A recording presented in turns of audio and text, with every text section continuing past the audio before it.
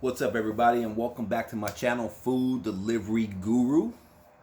Okay, so first things first, I hope you can see my fly fresh new gear that I got. This is what I wear to do all my deliveries. I don't care if I'm doing Postmates, Grubhub, or DoorDash. The reason why I decided to do this because I got tired of switching shirts and I might have the DoorDash and Postmates app on, and if I got my DoorDash shirt on, and then all of a sudden I get a Postmates order, kind of looking silly going in there asking for a Postmates order with a DoorDash shirt on. So I just decided to just go generic and do my own thing. So I get a lot of compliments, so I'm just gonna keep on using it. So anyway, it's been a while since I made a video, and I kind of want to just touch bases with the little subscribers that I do have and kind of give everybody an update on where I am at since I quit my full-time gig over 7 months ago. Okay, now if you're just tuning into the channel for the first time and you haven't watched my intro video, like I said, I quit my job as a retail manager, making close to 25 bucks an hour to do food delivery full-time. I got to do about $3,200 a month just to cover my basic bills. Okay, that's a lot of money to some people. Okay, that 3,200 does not include medical and dental. Okay, that 3,200 does not include the taxes that I have to pay on that 3,200, and that 3,200 doesn't even include putting money into savings or putting anything away for retirement.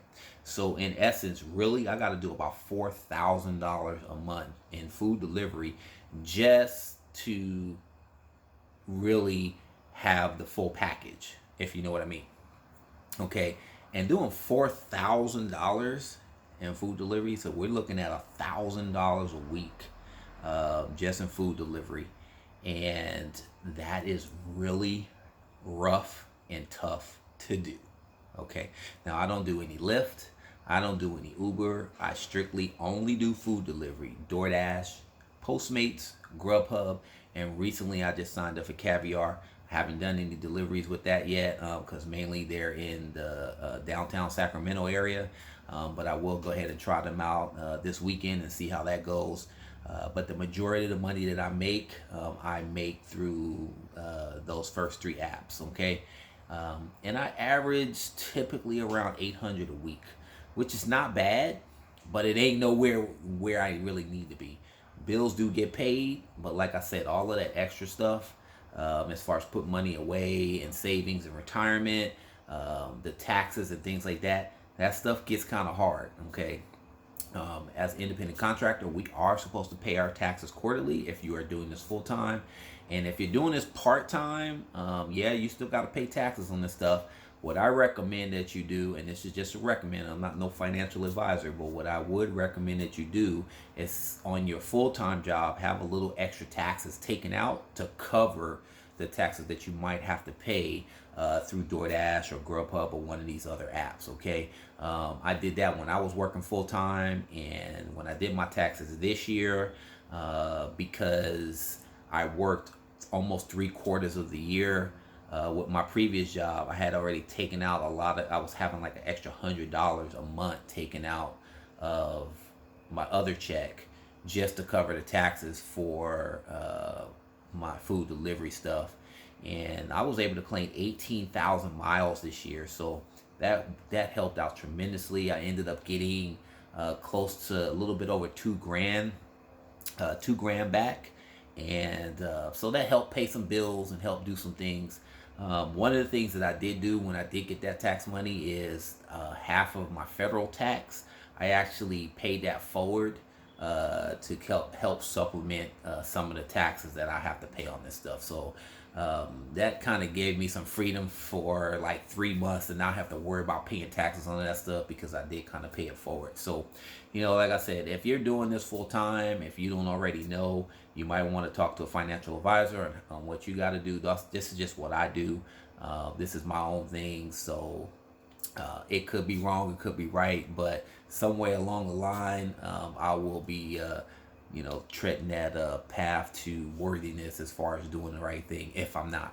So anyway, like I said, wanted to just kind of give everybody an update of where I'm at. Last month was kind of tough. And like I had 3 days left in the month. I still had my son's car note I needed to pay, which was $300, and another 155 for some medical insurance that I have to give the ex-wife, which is a total of 455. So I had like 3.5 days to make $455, and I got it done with no issues. But that was cutting it close. So I don't really want to have to go through that again. I'm starting the month fresh, and already had to spend today $240 on some tires. That is not money that I was looking forward to having to spend, but my tires were getting really, really bad. I don't buy new tires. I only buy used. So that was 4 used tires at $240, $250 per se. So one of the things that I really wanted to address, and this is something that I see across the board on pretty much every single app, with the exception of Grubhub. I don't really see it on Grubhub, but I see it on Postmates a lot. I see it on DoorDash a lot. People complaining that they're not getting enough orders. There's too many drivers out there, and they're blaming, especially with DoorDash, they're blaming DoorDash for doing all these promotions to get new drivers and different things like that. And people are saying that the market is oversaturated with drivers, which is one thing Grubhub doesn't do. But I have my own opinion to that, and so I'm gonna speak my mind when it comes to that. Okay, now I know it is tough. Things have slowed down. When I started DoorDash back in 2017, if I worked a full day, let's say I worked on my day off from my regular full-time gig, making $150 in 6 to 8 hours was easy, no issues whatsoever. I mean, the orders came in constant, and this was back in the day where it is the way it is now, where you had to wait, either schedule yourself, or you had to wait for your area to turn red so you can jump in. Okay, so I actually like that. To where you have to schedule your dashes, or you have to wait to jump in if your area or your region is not that busy. I'm just fortunate for where I live. There's a lot of stuff around me in Citrus Heights, and Folsom area, and Roseville area. They are always red for the most part. I mean, there's a few times like early in the morning they might not be red, but for the most part they're always red. We can always just dash now and we're done, and we're in there. But as far as the industry being oversaturated with drivers, okay, so it's kind of a catch-22. So I would say that in an instance that there are too many drivers, but the reason why there are too many drivers is not because DoorDash or Postmates is doing all their promotions trying to get all these new drivers. That's not it at all. I actually believe the reason why there's too many drivers is because there's not enough customers are ordering. And the reason why there isn't enough customers ordering is because, one, customers have gotten screwed over, whether it was a new driver that really didn't know what they were doing, okay, which is a huge issue, because to me, if you're going to, especially sponsor somebody into the program, you should be trying to train them and taking them out, so that they can learn the app and learn little different tidbits and tricks and things like that. Okay, which going to a little half an hour to an hour meeting at the DoorDash building, that ain't nothing. There's so many things that you don't know about actually using the app that you don't experience until you actually experience it. So as far as that's concerned, to me, there's just been a lot of customers that have just gotten shitty service. And I'm saying that from personal experience, because I talk to a lot of customers consistently and constantly. And the thing that I get, because my personality, I'm a people person, okay? I couldn't have been a retail manager for 20 years if I wasn't a people person. But the feedback that I get is, oh man, the last driver was just horrible. They weren't friendly, or I didn't get all my food, or they didn't even ring the doorbell. They just left my food on the porch, or they did whatever. Think of it from your aspect. If you go into a restaurant and you go someplace and you're expecting a specific a level of customer service, when you don't get it, as a human being, some of the things that we do is, one, we go complain, or two, we don't frequent or go shop and give that business our money anymore. Okay, There's no different than delivering food through this app.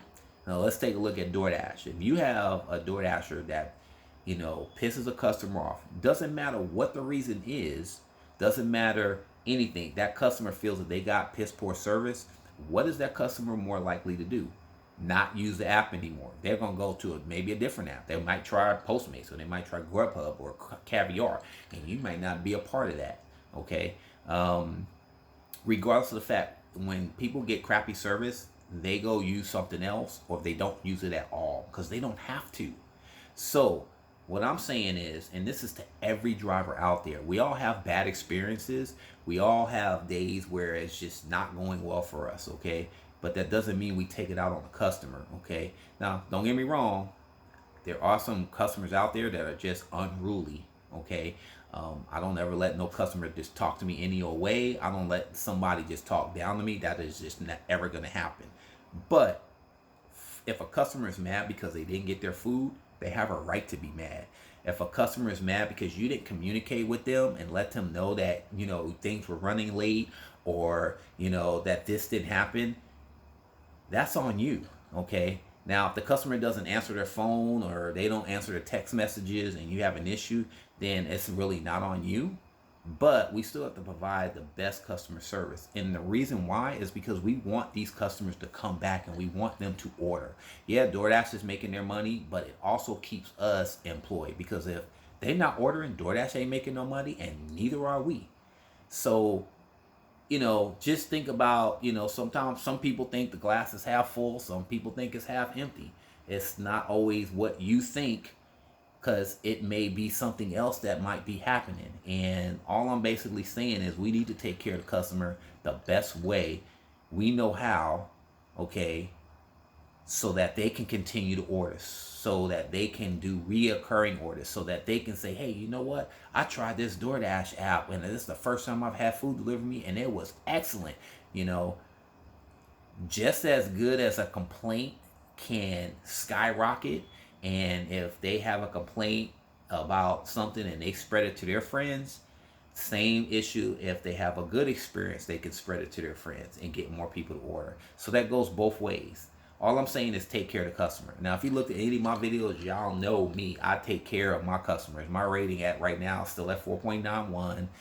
My acceptance rate has dropped a little because of how slow it is. And they be trying to send me to Folsom when I'm in Citrus Heights and El Dorado Hills and Cameron Park. That is not going to happen. So yeah, my acceptance rate is down to like 93%. My completion level is like 97, I think it is. And my on-time rate is at 92. But I take care of my customers. I go the extra mile. I provide paper plates and napkins. I keep all that stuff. I go to the 99-cent store. I also just recently, and I've gotten a lot of kudos for this, so don't be trying to take my stuff, but I actually got dog treats from the 99-cent store. So when I'm delivering food, I keep my little dog treats in my back pocket. And if there's a dog, I just, the dog, and a lot of dogs are all barking, whatever. I just politely say, hey, can I give your dog a treat? I keep little treats on me, when I do my food. And they're like, oh yeah, sure. So, got a lot of kudos for that. But it's all about taking care of customers. It's all about going that extra mile. Like I said, I provide paper plates to customers when I know if it's not in the styrofoam plate, I go ahead and provide paper plates so they got something to eat on if they're at the office. I bag up their shakes and things like that, and seal it in a paper bag, or put a little sandwich bag over it so that it's covered, so it's not open sitting in my car. That goes a long way. People appreciate that kind of stuff, and they appreciate that kind of service, and I want my customers to come back and order. Okay, so anyway, that's my thought as far as there being too much drivers out there. I just believe we just need to step up our game and give a lot better customer service. We need to stop all the complaining. I know we complain on Facebook, and I know that's a place for us to vent, because we're all kind of experienced or have experienced the same thing. But you got to look at it from a standpoint that, there's a lot of new people. And when you feed new people a lot of negative, that's just a bad sign. Like, we don't want to do that, So all I'm saying is, especially in the Facebook group, try to be as positive as possible. Always look for something positive out of the incident or whatever it is that occurred, because there's something that you can always find positive. And if there isn't anything positive, maybe sometimes, I'm just gonna say this, maybe you should keep the shit to yourself and suck it up and stop complaining, okay? Maybe somebody just doesn't want to hear your complaining or your whining today, okay? Keep it to yourself, okay? Not everybody in the world has to know it. Now, I know that's what Facebook and Instagram and all that stuff is about, but sometimes it's better to just keep it to yourself. Suck it up, because you never know, your negativity might just ruin somebody else's day. And, hey, we're out here to provide customer service. So I'm not going to keep preaching. I got my drink. I'm going to go ahead and relax right now. I was doing Grubhub today. I made $68 in exactly 3 hours with Grubhub today. So a very excellent, productive day for me as far as food delivery. And I'm going to leave it at that. So give me a thumbs up on the video if you like it. And, if you don't, do like that. I could care less. This is just to kind of help those that are out here doing delivery, just kind of give them my insights and the things and my experiences and the things that I go through. So, and you're not going to ever see me come off here and be negative about something. I'm always going to try to be or find a positive in something so that, you can keep it moving. Okay? All right. Peace out. Happy dashing. Happy Postmates. Happy Grubhubbing. Later.